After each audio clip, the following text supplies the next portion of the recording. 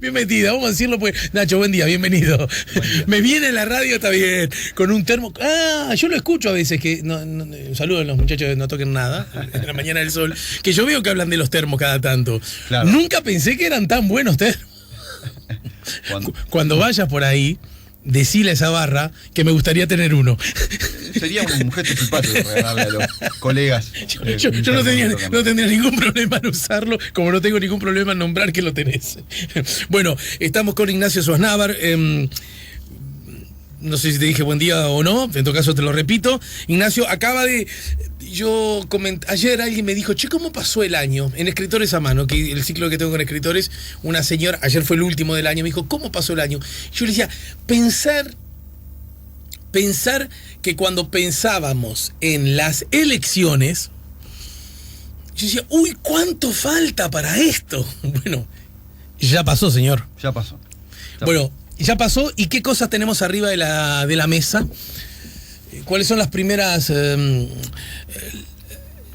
conclusiones a las que arribás cuando se te dice ya pasaron las elecciones? Sí, bueno, una elección que a la uruguaya combina dosis adecuadas de cambio y de continuidad. Ajá. Tenemos cambios evidentes, la titularidad del Ejecutivo, después de 15 años de gobierno del Frente Amplio, vamos a tener un gobierno liderado por el Partido Nacional, un gobierno multicolor, como dice la calle Pou, una coalición integrada por varios partidos.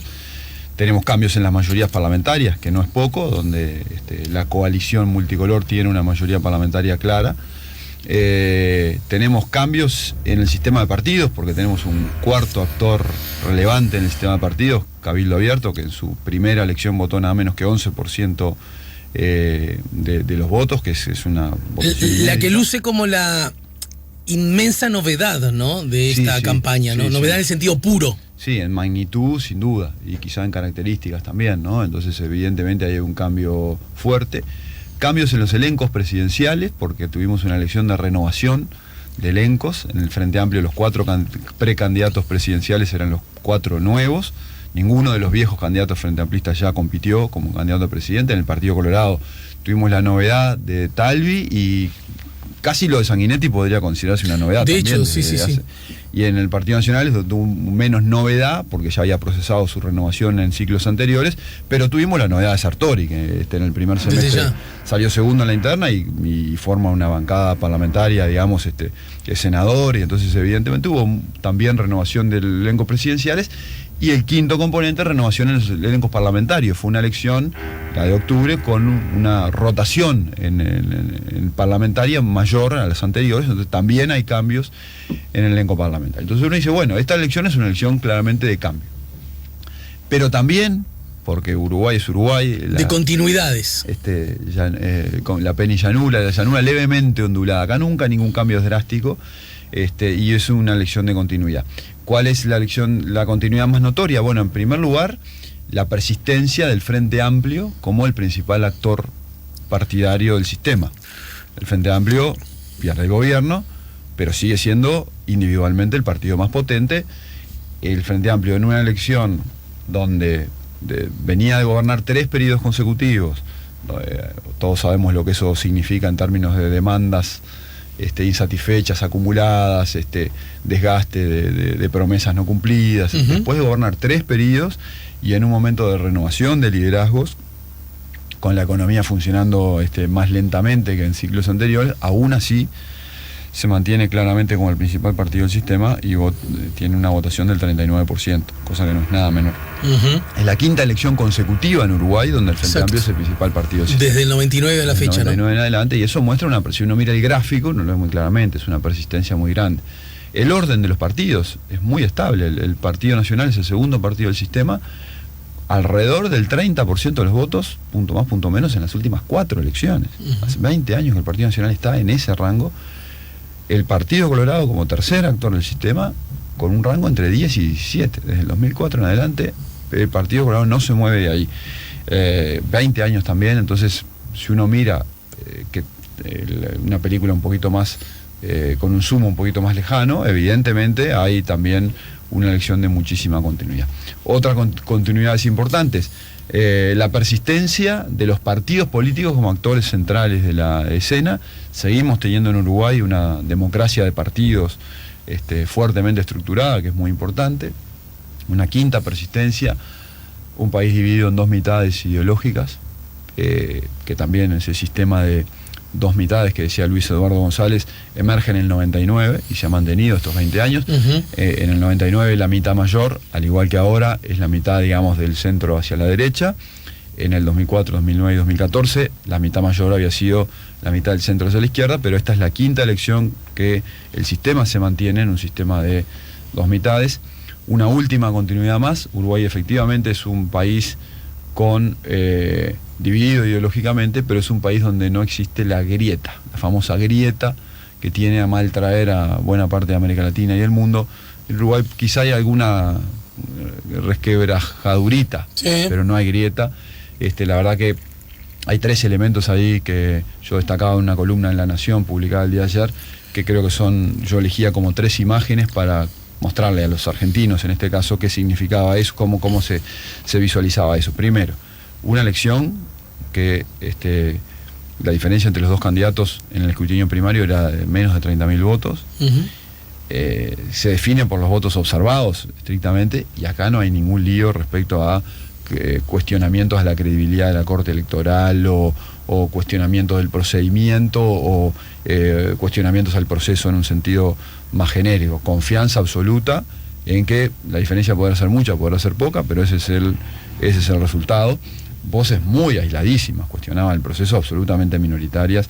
Desde todo punto de vista se respeta el resultado. Segundo, el presidente de la República, Tabaré Vázquez, el propio día de la elección, dijo: a partir de mañana lunes, ya ha instruido a un equipo de transición para que tenga toda la información. Los ministros vienen trabajando hace tiempo en tener toda la información.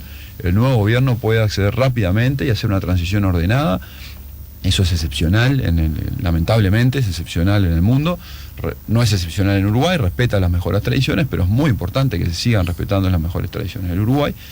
Y lo tercero es algo de lo cual seguramente tú hablaste acá, Alejandro, es el tema del clima de convivencia pacífica entre la militancia. Y ahí yo sí, decía, la imagen simbólica de la Rambla, ¿no? La imagen simbólica de la Rambla, eso es, creo que un buen resumen de un clima de cordialidad en la militancia, hasta inusual, te diría, porque no recuerdo que haya sido tan cordial en otras elecciones anteriores. Entonces, una elección que en algunos momentos, desde el punto de vista de la dinámica política, confrontación mediática, quizás se vio como tensa.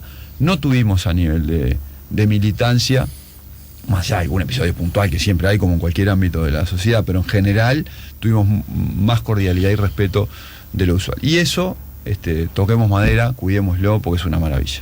Bien, esto último señalás, yo estoy bastante cerca de esa mirada, tan cerca de esa mirada estoy que de alguna manera me sentí como en franca minoría, esas minorías que incluso a uno le hacen pensar, che, pero no estaré viendo mal yo las cosas. ¿Se entiende lo que digo? Claro. Sos el único que viste penal y todos no. Entonces, pará, a lo mejor yo me estoy equivocando. Y yo señalaba, en modo de evaluación de la campaña, cuando arrancó el año yo le temía mucho a esta campaña. Yo tenía temores explícitos y implícitos que habitaban en mí acerca de la campaña. Algunas creo que se apoyaban en razones objetivas y otras no. Ni siquiera importa ahora señalarlas.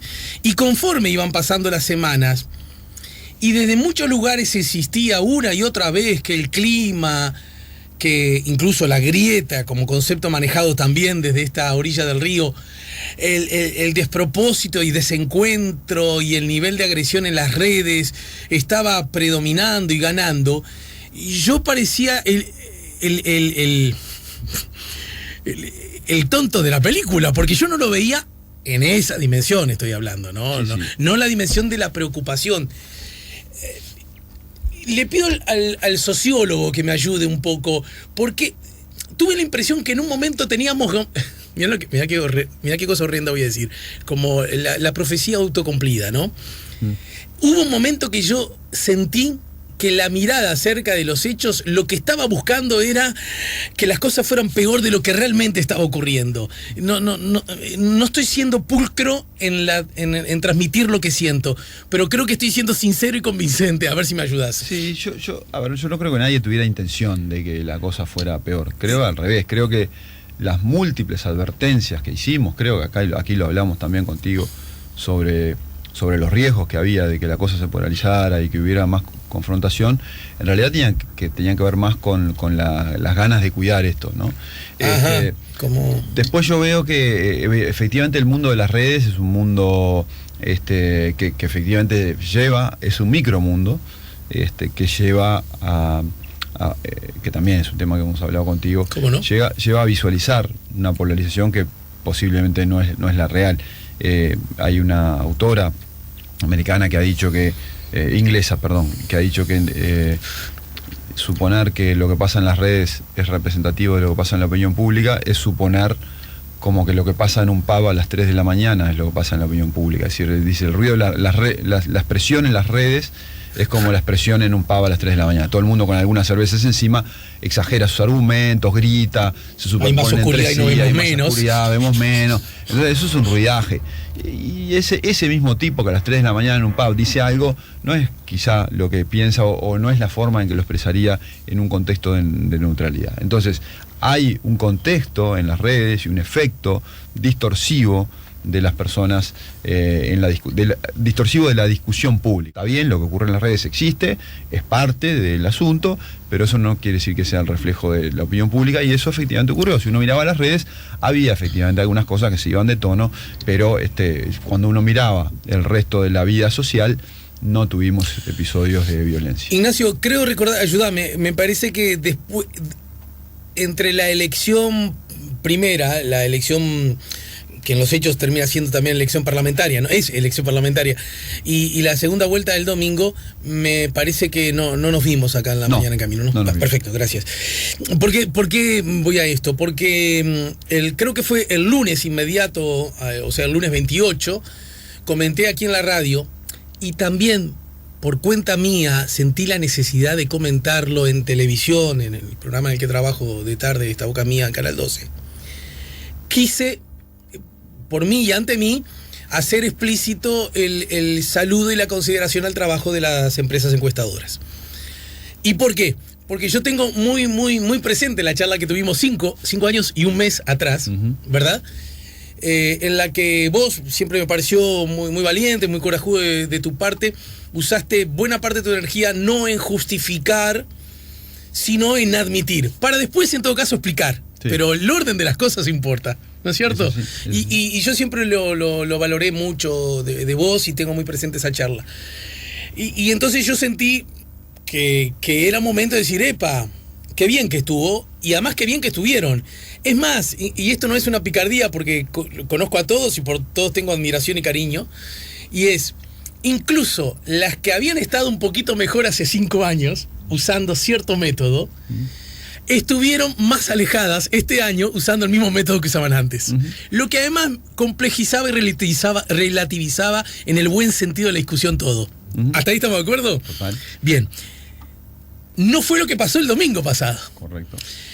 Y uno pudo verlo en las distintas transmisiones. Bueno, cuando vos llegó el momento que decía, no puedo dar números porque hay una situación de mucha paridad. Mucha paridad. Bien. Sin embargo, esa paridad en sí misma no coincidía con los anuncios que habían hecho, ahora sí, unánimemente, todas las empresas encuestadoras, aún con los distintos esquemas y sistemas, que anunciaban una diferencia mucho más grande a favor de la calle Pou. Ay, me gusta que me pongas caras. En ningún caso menor a 5. No, de 6 para arriba. El promedio estaba, creo que en 7, un promedio leí por ahí, pero... Y que hablaban de una mejor votación, además de eso, de una mejor votación de la calle Pou y de una peor votación de Daniel Martínez. Correcto. Sí, es... Bueno, no, yo lo tiro para que vos... Lo hago desde el mejor lugar para ver... sí. ¿Qué explicaciones puede tener eso? Bien, a ver, yo creo que la situación es distinta a la del 2014, Alejandro, por dos razones. Una fundamental es que En el 2014 nadie advirtió que podía ocurrir lo que efectivamente terminó ocurriendo. Nadie advirtió previamente. Estamos comparando octubre con octubre, en este caso, sí, 14 con 19. Octubre del 14, que fue el momento, porque en la segunda vuelta del 2019 las encuestas anduvieron bárbaras. Sí, claro. Perdón, la segunda vuelta del 2014. Sí, y nadie se acuerda, todo el mundo se acuerda con el error del 2014. Cosa que está bien, porque no se eleva la exigencia. Por eso es que yo te cuento que sentí la obligación está perfecto, de señalarlo, porque hubo un gol.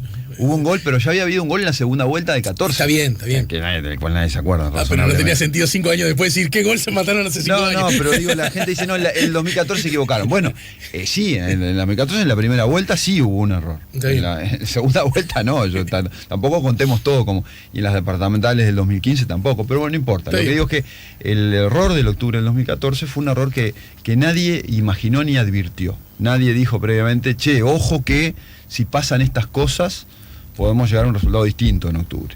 Nadie lo vio venir. Y el segundo elemento, y ahora es distinto, ahora si querés te cuento la cantidad de advertencias que hicimos durante este noviembre respecto a que podía ocurrir lo que efectivamente terminó ocurriendo el domingo. Y lo segundo es que en el 2014 nosotros también habíamos medido, después de la veda, después de publicadas las últimas encuestas, que eran jueves, viernes y sábado, y en 2014 nada, según nuestras encuestas, se había movido hasta el sábado. Entonces el domingo fue una enorme sorpresa, entonces nuestros métodos en algún sentido midieron mal, ¿no? Bien, en esta elección nosotros seguimos midiendo jueves, viernes y sábado y detectamos cambios el jueves, el viernes y el sábado. Cambios en la dirección que después se concretaron. Sin ninguna duda, el sábado, en las encuestas del sábado en la noche, que nosotros difundimos privadamente porque ya estábamos en veda, pero de las cuales los comandos de los dos candidatos tuvieron conocimiento el domingo de mañana, mostraban una diferencia de menos de 3 puntos. Entonces, no podemos hablar de que los métodos medían mal, podemos hablar de que la cámara no estaba mal. Lo que pasa es que la foto era la foto hasta el miércoles. La foto hasta el miércoles mostraba 6 puntos, la foto del jueves mostraba 5, la foto del viernes mostraba 4, la foto del sábado mostraba 3 y la foto del domingo, que es la elección, fue 2. Vos lo mostraste muy claramente, te vi con Blanca Rodríguez en subrayado, ¿verdad? Entonces, efectivamente, a veces nosotros decimos, ojo con las encuestas, son una foto del momento hacia atrás, no son una bola mágica. Yo recuerdo, creo que hablé antes de la elección con Botinelli, dijo, ahora tengo la duda, y que uno de ellos hacía especial hincapié que en la última semana podía haber cambios. Claro. Me parece que en eso estaban como todos, ¿no? Cuidado con esto. Porque la diferencia, que era una diferencia de 6 puntos según equipos, era una diferencia, advertimos mucho durante todo el mes, de que una diferencia de 6 puntos en realidad era una diferencia de 3. Por la lógica lógica binaria. Y 3 puntos no es una diferencia enorme en términos de opinión pública y movimiento. En un programa de Radio Sarandí, unos días antes de la elección, me preguntaba, y en términos deportivos, ¿cómo es este resultado? Digo, mira, esto no es un 4-0. Porque me preguntaban Gabriel Pereira y Raúl Poncelol, me decían, pero ¿por qué no se la juegan y dicen que esto está terminado? Y le digo, mirá, no es por cobardía. Les dije, en el 2014, en la segunda vuelta, a esta altura, teníamos 12 puntos de distancia entre Vázquez y Lacalle Pou. Nosotros ya estábamos diciendo con todas las letras que Vázquez iba a ser presidente electo y que no había posibilidad de revertir el resultado, porque era un 4-0 en el minuto 45 del segundo tiempo. No había posibilidad. Esto no es un 4-0, esto es un 2-0 en el minuto 45. Y un 2-0 en el minuto 45 es un escenario de ventaja, pero no es un escenario definitivo. Eso dije la semana pasada en Radio Sarandí. ¿Qué pasó en los descuentos? Bueno, Martínez se puso 2-1 y en el último minuto levantó un centro, tenía un córner a favor. Más te diría, tiró, pegó en el palo, atravesó la línea y salió. Entonces, como el resultado no era 4-0, sino 2-0, dijimos, sí, ventaja en Lacalle Pou, pero ojo, porque esa ventaja todavía no es una ventaja definitiva. Y tengo,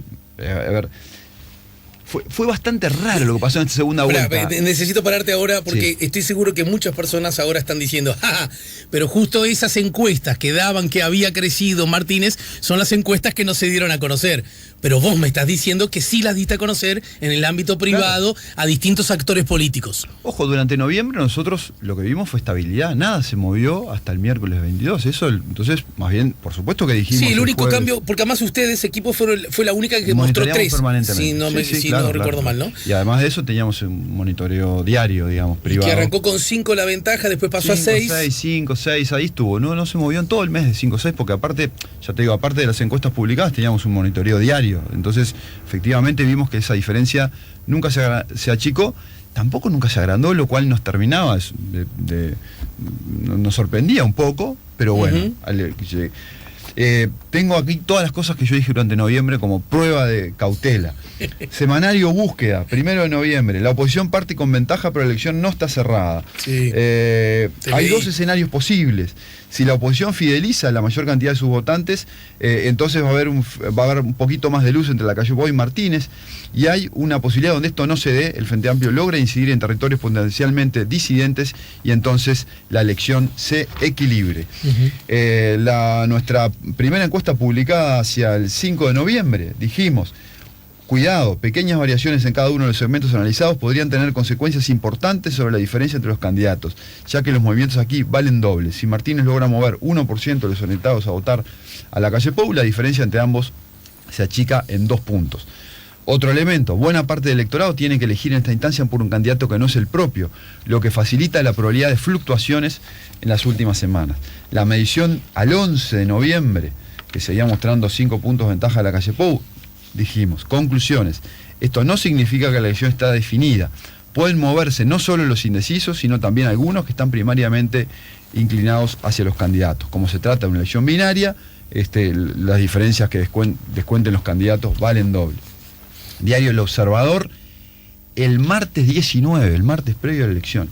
La calle mantiene diferencia sostenida, aunque no definitiva. La calle Pou mantiene diferencia sostenida durante su rival, de todas maneras la diferencia no es definitiva. Si los votantes que uno tiene definido su voto se inclinan hacia Martínez, la elección se volverá más pareja. Si estos grupos se inclinan hacia la calle Pou, habrá más diferencia. Si estos microsegmentos se inclinan hacia Martínez, las elecciones serán más ajustadas. Martes 19 de noviembre, el martes previo a la elección. Y el día que hicimos la última medición, el jueves, proyectamos el jueves con datos hasta el miércoles. Nuestro titular fue la calle Pou con ventaja sostenida, probable ganador el domingo, que efectivamente se termina confirmando. Sí.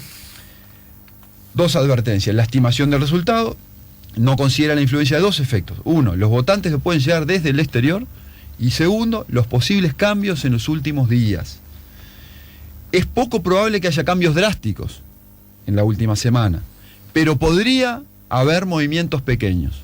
La calle Pou podría inclinar a algunos votantes a su favor y ampliar la diferencia, o podría darse también una reducción de la distancia entre ambos. Eso está dicho el jueves. A eso que decís vos, yo agrego, esto va por mi cuenta y además no tengo de método científico para comprobarlo, que incluso yo tenía la sensación, algo se le podía reprochar a las encuestadoras, o por lo menos a la mayoría de ellas, era que no fueran todavía más firmes, claro, en anunciar que la calle Pou iba a ser el futuro presidente. Algo así como, incluso... excesiva cautela. Estos en definitiva no quieren aceptar que...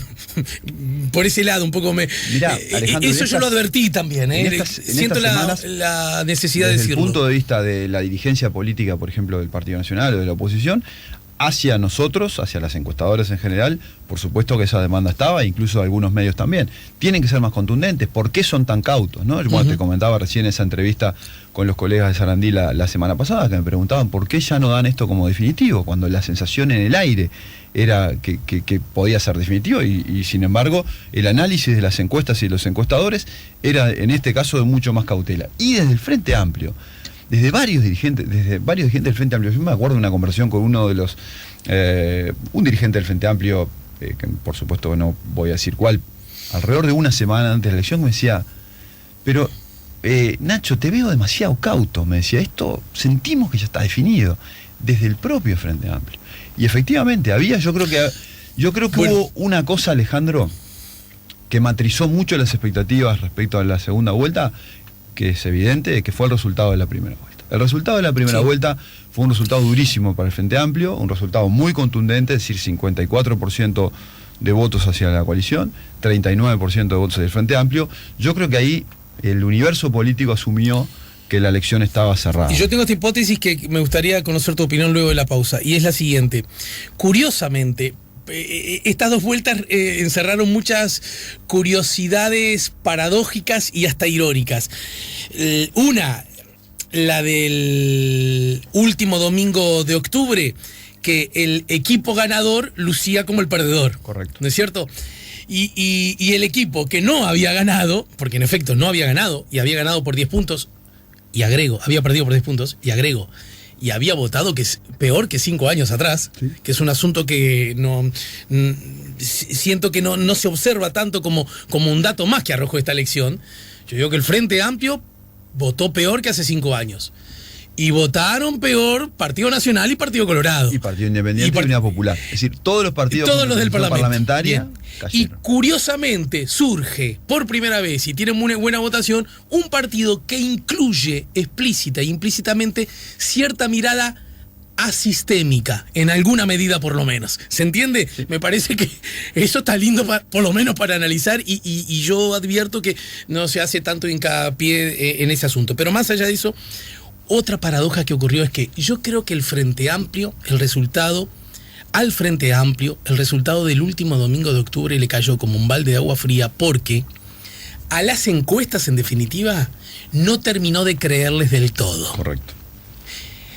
Y el domingo pasado, el Frente Amplio terminó casi festejando, aún en derrota, festejando, o por lo menos advirtiendo, porque a las encuestas les había creído demasiado. Bueno, capaz que le creía a las encuestas, pero no a los encuestadores que hacíamos las advertencias. Pero se entiende, me parece que hubo algo de eso, ¿no? Sí, por supuesto. Pues si no, ese dirigente, ¿cómo te va a decir eso en plena lucha y en plena... Lo vemos luego de la pausa. Hay un asunto además técnico que me gustaría que nos cuentes. En efecto, la calle Pou ganó, ¿no es cierto? Sí, claro. Sin embargo, a las 8:30, vos no dijiste... La calle Pou va a ser el próximo presidente. No, por suerte. ¿Verdad? Sí. Pero alguien puede decir, no, ¿cómo? Si lo va a hacer.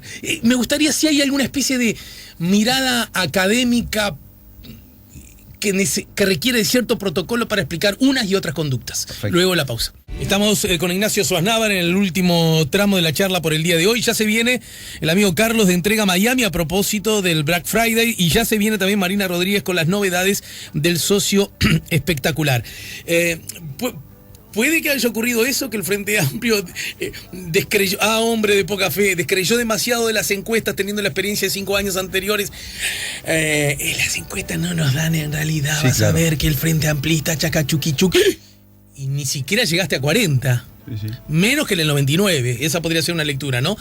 Y ahora cuando te daban las encuestas que en el mejor de los casos tenía 5 puntos de distancia, dijo sí, la verdad que esta vez sí, y sin embargo se acortó a 1,5 puntos. Yo, con respecto a lo que el Frente Amplio desconfiaba de las encuestas, porque se había quemado con leche en el 2014, yo creo que sí, que efectivamente es así. En esta segunda vuelta creo que no era tanto desconfianza de las encuestas, sino sobre todo que tenía el resultado de primera vuelta como un hecho muy contundente, que era lo que estaba marcando las expectativas. Yo creo que no eran tanto las encuestas las que marcaban las expectativas de probable derrota, sino el resultado de la primera vuelta, el resultado en sí mismo. Pero bueno, yo también he dicho acá, y es raro esto, Alejandro, que te lo diga alguien que se dedica a esto, las encuestas, uno no puede ignorarlas y tampoco puede endiosarlas. Las encuestas son aproximaciones gruesas a la realidad. Uh-huh. No puede creerle ciegamente a las encuestas porque no tienen capacidad de adivinar el futuro. Son fotos de lo que más o menos de lo que va pasando.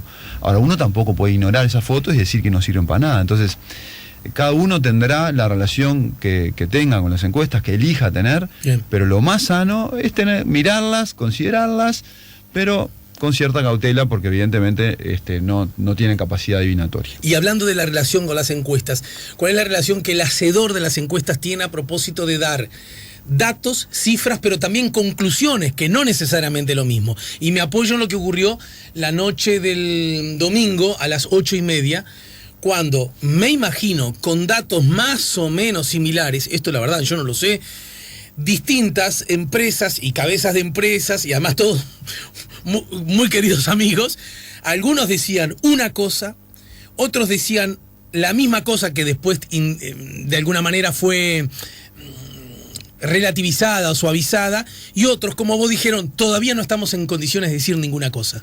Sí, eso es lo que ocurre el domingo, Alejandro, el día de la elección, es algo completamente alejado a lo que nosotros hacemos regularmente. Ahí no hay encuestas, eso es un operativo de conteo anticipado de escrutinio, tenemos gente en los circuitos que simplemente nos cuentan los votos, y con modelos estadísticos nosotros tenemos la información. Circuitos que entienden, para que la gente entienda, sí, son claves, representativos. Sí, una muestra representativa, por supuesto, y ahí se ha dado esta situación en la cual las empresas encuestadoras, que es otra cosa, el mundo de las encuestas es otra cosa, cumplen un rol muy raro, que es como de ganarle a la corte por un par de horas a ver quién anuncia el resultado, y a partir de ahí, o sea, yo siento que ese día las encuestadoras, a mi juicio de manera insólita, arriesgan su prestigio o acrecentan su prestigio haciendo algo que en realidad no es lo que hacen.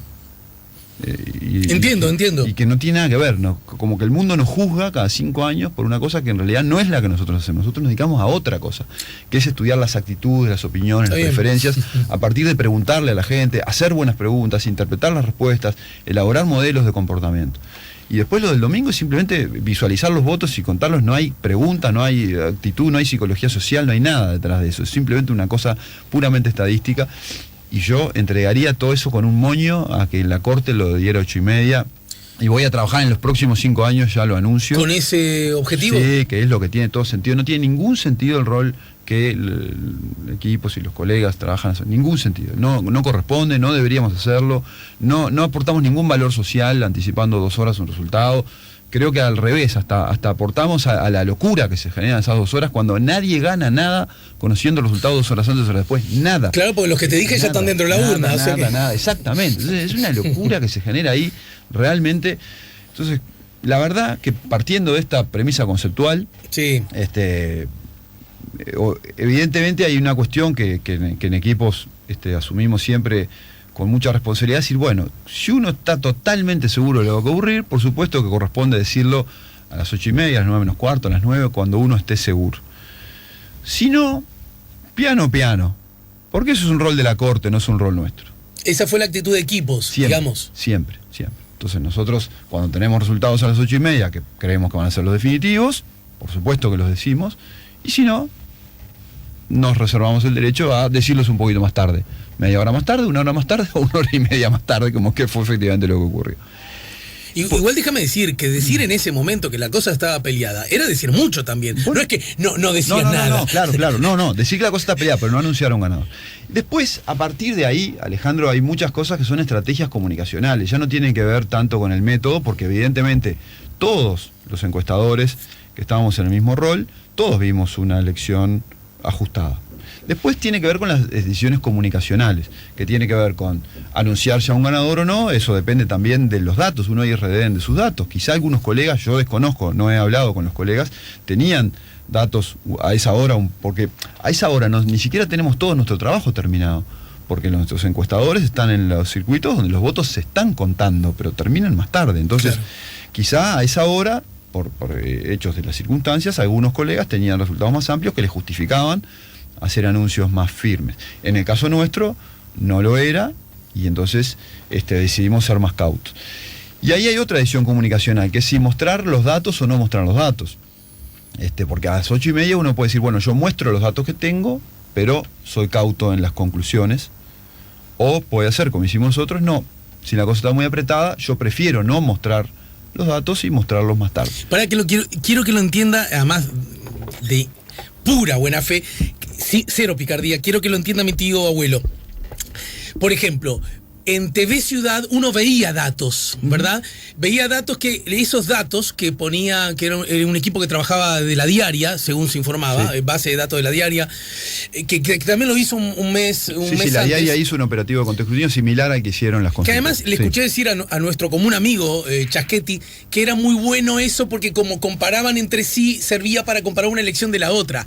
Pero en ese momento, como ponía que Martínez tenía más votos que Lacalle, yo vi que el lunes, a pesar de que yo sepa, nunca se dijo Martínez va a ser el presidente, vi que mucha gente el lunes dijo, mirá, TV Ciudad, el canal del gobierno diciendo que Martínez va a ser presidente. Claro.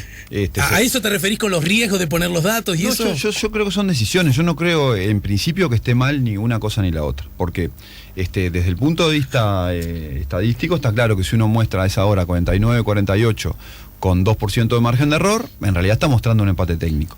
Quizá, ¿por qué nosotros decidimos no mostrar datos si ese era el escenario? Porque para el público que quizás no entiende de estadística, que obviamente no todo el mundo tiene por qué saber de estadística, quizá eso era estar anunciando un ganador. Entonces, en un momento de tanta sensibilidad social, de tanta, diría, incertidumbre, están todos las pulsaciones a 420,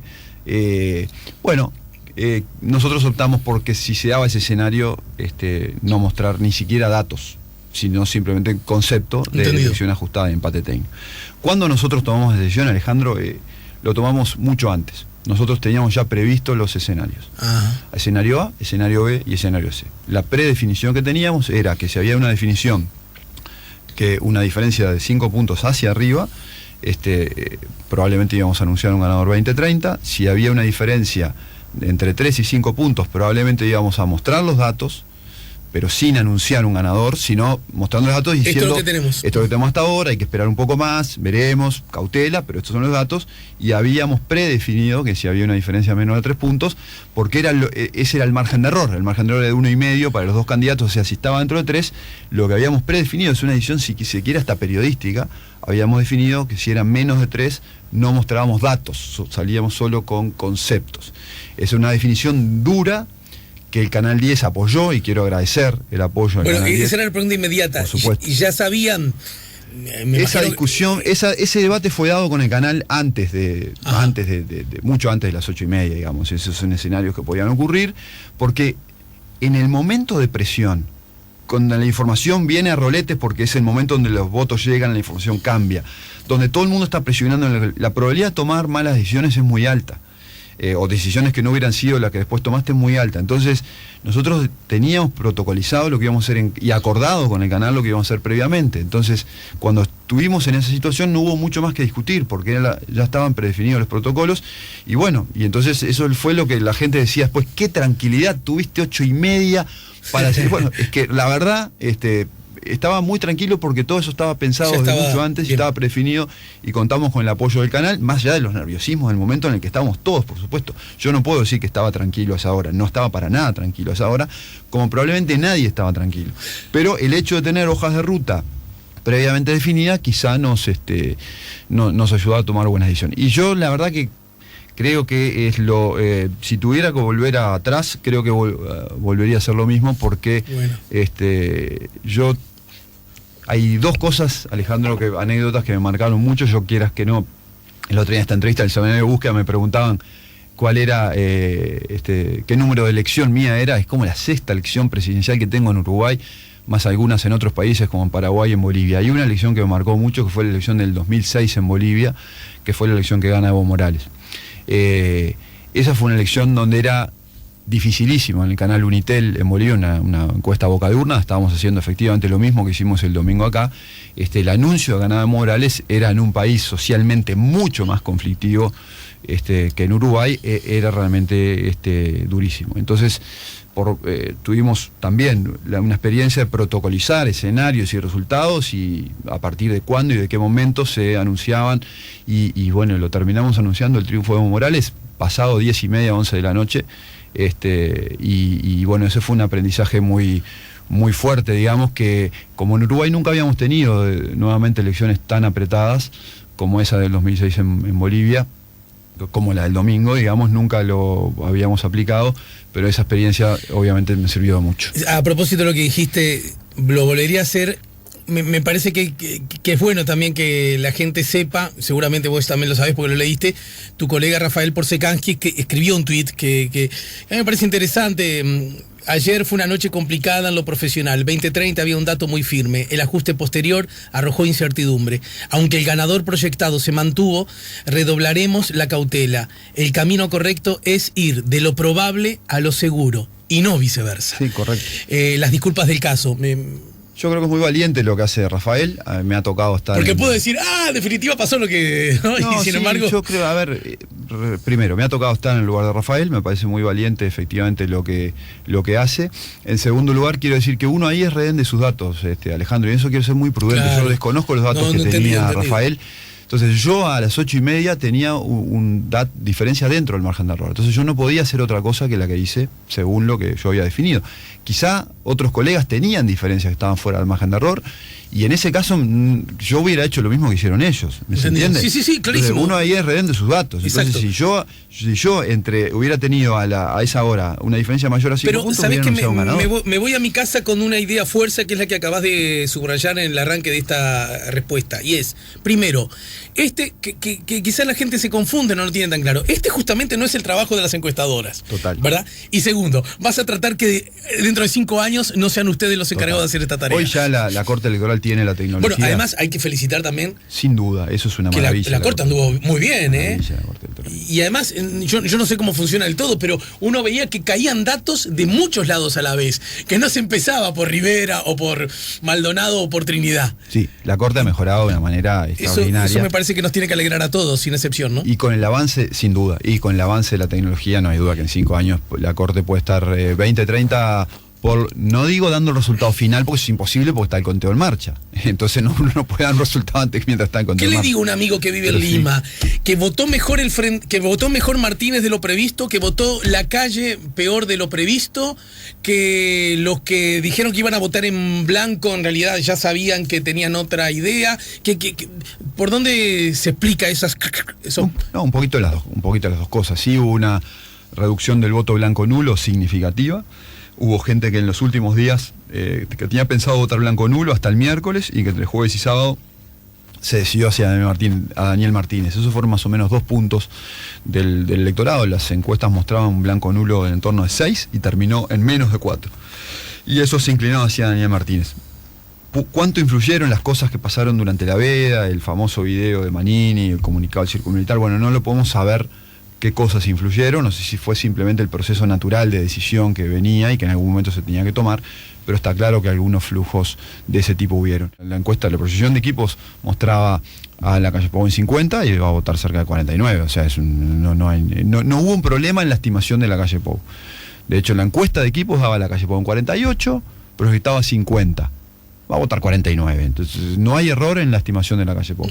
Sí hubo una subestimación de Daniel Martínez, y una sobreestimación del voto en blanco. Puede haber habido ahí una transferencia efectivamente en los últimos días muy pequeña, 2 puntos, ¿no? 2 puntos. El doctor Sanguinetti ha dicho que es anecdótico ganar por un voto o ganar por más. Desde tu perspectiva, teniendo una lectura más de análisis político, ¿acaso es lo mismo ganar por 1,5 puntos, por 30.000 votos o quizás menos? ¿Que por ganar por 200.000, que en un momento pareció que ese era el número? No, por supuesto que no es lo mismo, pero bueno, también es cierto que el mandato y la estructura institucional de este ciclo electoral se resolvió no solo el domingo, sino también en primera vuelta. Entonces, en primera vuelta hubo un mensaje más duro contra el Frente Amplio.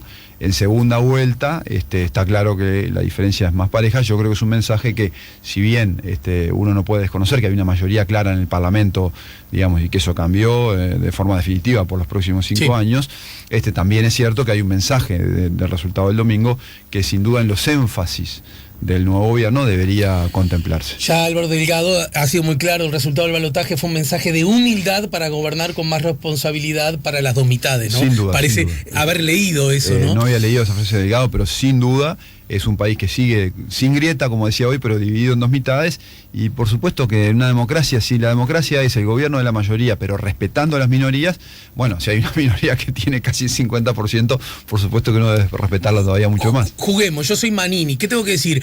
Menos mal que mandé ese mensaje, porque si no mucho militar iba terminando a votar al Pepe o a los Bolches, bueno, o al revés. Uy, cómo metí la pata por decir eso, mucho que a lo mejor iban a votar a la calle Pou, finalmente votaron a Martínez. Bueno, Manini dijo lo primero, evidentemente, ¿no? Por supuesto. Claro. No, la verdad que lo que yo he dicho, y he sido muy cauto con esto, porque primero, nosotros tenemos mediciones diarias, como dije, y efectivamente el jueves, el viernes y el sábado, y obviamente también el domingo, hubo variaciones en el otro sentido.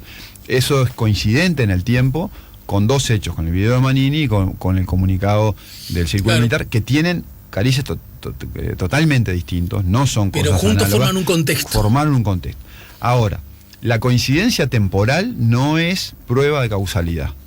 De acuerdo. Entonces, yo no puedo afirmar, no tengo elementos para afirmar que ese fue el disparador de ese cambio que se dio en los últimos días, del voto en blanco, de gente que eventualmente algunos poquitos pensaban votar en la calle Pou, pero muy pocos, porque realmente respecto a la votación de la calle, la proyección, por lo menos de equipos, fue muy precisa, pero bueno, hubo coincidencia temporal entre esos dos fenómenos. Bien, para hablar de los desafíos del gobierno, para hablar de cómo se conforma el nuevo gobierno, bueno, tendremos mucho tiempo, así que más temprano que tarde nos reencontraremos, ¿sí?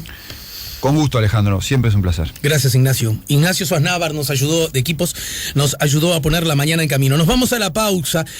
Luego de la pausa vamos a hablar del Black Friday, la posibilidad de comprar con grandísimos descuentos en los Estados Unidos, y para eso tenemos a los queridos amigos de Entrega Miami. Y además ya mismo podés mandar tu WhatsApp o SMS para ganarte la tarjeta del socio espectacular que te permite el teatro, el cine, la danza, la música, la literatura y hasta el fútbol uruguayo de primera división. ¿Cómo está viviendo la última etapa del fútbol uruguayo del completo? Bueno, yo el domingo en Polémica en el Bar anuncié que Nacional iba a ser campeón, se reían, pero hoy voy a ir al Estadio Centenario 2030, tengo la expectativa de que efectivamente Nacional se consolide como campeón uruguayo y salir de todo este incómodo debate sobre los árbitros. Dígame, en la ciencia política y todo eso, ¿son todos hinchas de Nacional? Porque estoy un poco... amplia mayoría, al igual que en el total de la población. Aplicando encuestas rigurosas. Cuando viene el futbolero sale el baboso. Nos vamos a la pausa, estamos en el 98.7. Si buscas un portón automático para tu casa o para la oficina, asegúrate que sea fuerte, que sea seguro, que sea práctico, que sea un SEA. Porque solo un portón SEA te asegura el mayor respaldo técnico, un service propio en todo el país y la garantía de todos sus productos. Ingresá en seaportones.uy o llama al 2601-2611. Si vas a elegir un portón, que sea un SEA.